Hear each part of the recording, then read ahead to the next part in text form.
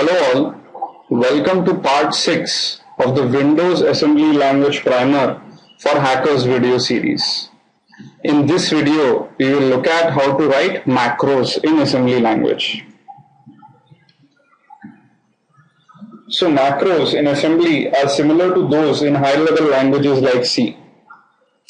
And basically, as we know, the assembler or compiler, as we would know in the high-level languages, substitutes the macro code wherever the macro is called in the entire program.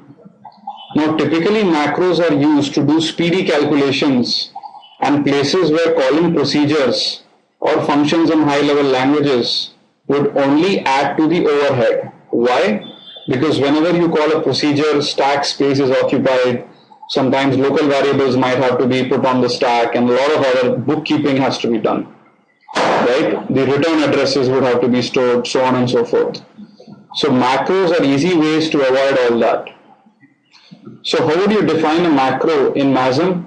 Well, first you give the macro name, which is any name you choose. Then the keyword macro, which is a directive which tells MASM that you're defining a macro. And then you have the list of variable names which are input to that macro. Then you go ahead and do whatever you want within the macro and then end the macro using endm, which is end macro. So let's understand this using a simple demonstration in which we write a macro which takes user input and gives it back to the user. So let's open up Visual Studio, and the program we will look at is macro-demo.asm, which is available for download on this very page. So this part of the program, I'm sure by now all of you must be aware. From here on is where we define our macro. We call our macro print on screen, give the keyword macro, and then give it an input variable called location. Inside the macro, all we do is invoke stdout with location. Now, many of us might remember stdout expects an address to a string which will be printed on the screen, which implies location is nothing but the address of a string which is passed to the macro. Now, let's go down here and look at the data segment. Now, in the data segment, the first thing you defined is a variable called enter number, which contains a string. It says please enter a number. This is what is going to be sent to the user to prompt him to enter a number.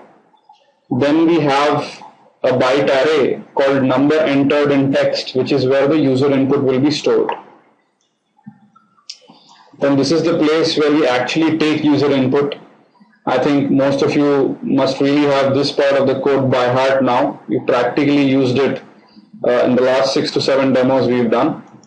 Then we call the actual macro and pass it the address to number entered in text, which is where std_in had actually stored the user input, right?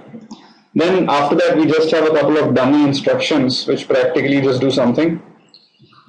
Then we again call the macro, print on screen with the address to number entered in text, which is what the user input is, and then we exit the program.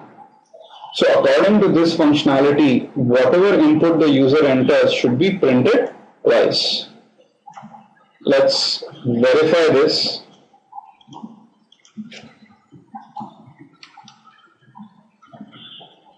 Let's go ahead and assemble the macro.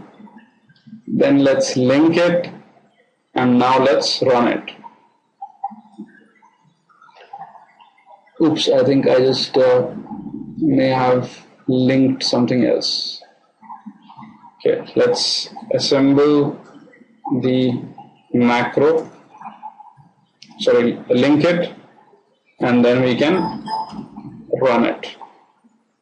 1, 2, 3, 4, and the output 1, 2, 3, 4 is given to us twice. Actually, we could enter any string. We aren't really checking if what we are entering is a string or a number, so it doesn't really matter. Anyway, so very simple example on how to use macros. Try it out by yourself. It's very important that you write code, or else you'll not be able to understand this tutorial properly. Okay, coming back, I guess that's all for this video. Very short and sweet, just about macros. Try it out. Leave your comments behind, please. Really looking forward to read them. Thank you guys and have a great day.